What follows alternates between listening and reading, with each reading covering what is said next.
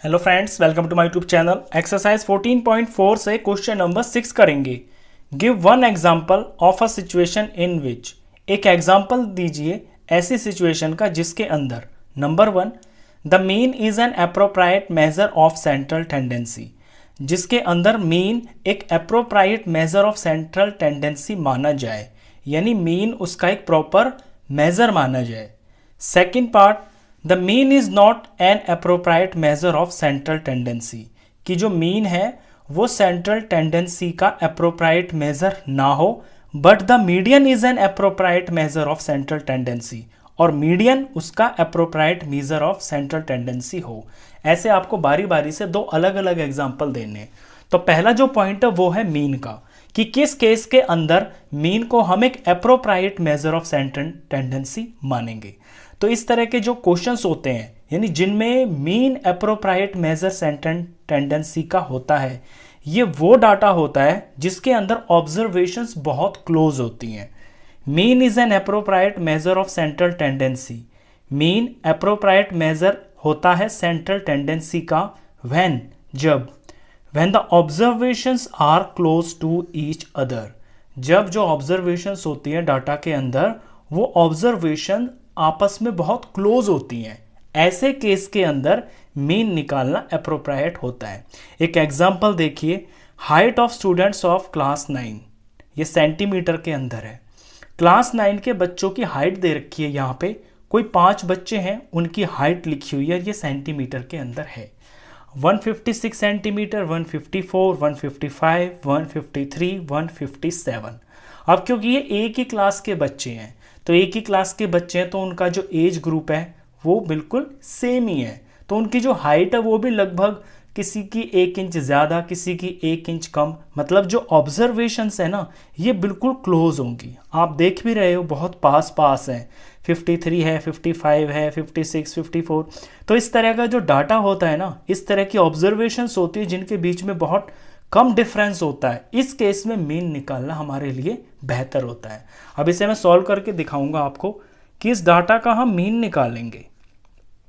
तो मीन होता है सम ऑफ ऑल ऑब्जर्वेशंस, तो इन पांचों को प्लस करेंगे।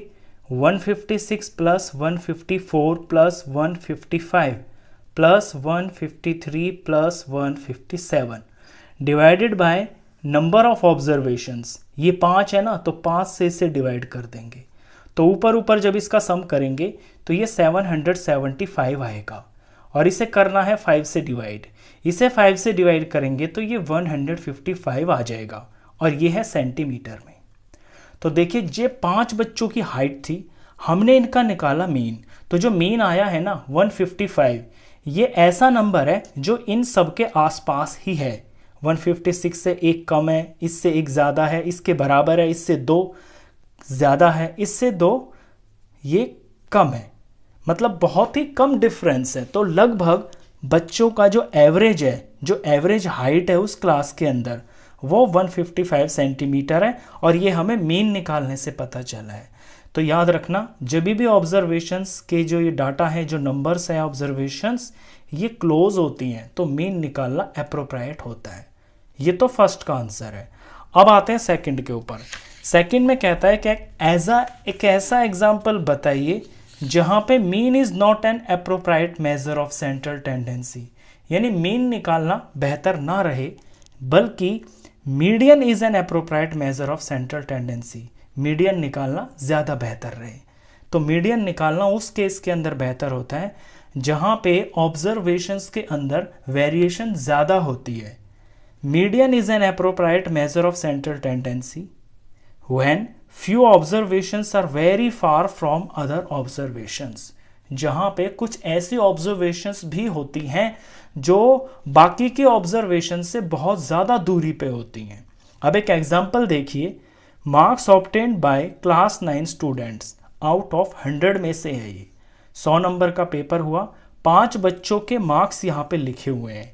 एक के आए 58, एक के 63, एक के 75, एक बिल्कुल नालायक था उसके 20 नंबर आए, और एक के 72 आए। अब यहाँ पे ये जो 20 है ना, ये इन सबसे बहुत दूर है। तो किसी के तो 0 भी आ सकते हैं। 100 में से कितने भी नंबर आ सकते हैं, 100 नंबर का पेपर है, किसी के 99 भी आ सकते हैं, किसी के 10 भी आ सकते हैं, किसी के 0 भी आ सकते हैं। तो ये एक ऐसा डाटा है, एक ऐसी सिचुएशन है जहां पे ऑब्जर्वेशंस के बीच में बहुत ज़्यादा फर्क हो सकता है। इस केस के अंदर मीडियन निकालना बेहतर रहता है। अब हम इस डाटा का मीडियन निकालते हैं। तो मीडियन निकालने के लिए पहले ऑब्जर्वेशंस को असेंडिंग ऑर्डर में लिखना ज़रूरी होता है। इनका असेंडिंग ऑर्डर लिखता हूँ। सबसे छोटा इसके अंदर 20 है, 20 से बड़ा इसके अंदर 58 है, 58 से बड़ा इसके अंदर 63 है, 63 से बड़ा इसके अंदर 72 है, और इससे बड़ा यहाँ पे 75 है। तो ये 5 ऑब्जर्वेशन है, मैंने इन्हें असेंडिंग ऑर्डर में लिख लिया है। अब इनका मीडियन निकालते हैं। मीडियन यानी कि जो बिल्कुल बीच में आ रहा है। वैसे तो साफ पता चल रहा है, 2 यहाँ छोड़ दिए, 2 यहाँ छोड़ दिए, बीच वाला जो है ये मीडियन है। लेकिन निकालने का प्रॉपर तरीका होना चाहिए, क्योंकि ये सारी की सारी जो ऑब्जर्वेशंस है इनकी काउंटिंग ऑड है। तो जब ऑड होती है, 5 है ना, 5 का मतलब है 5 एक ऑड नंबर है। तो 5 + 1 अपॉन 2th टर्म जो होगी वो होगा मीडियन।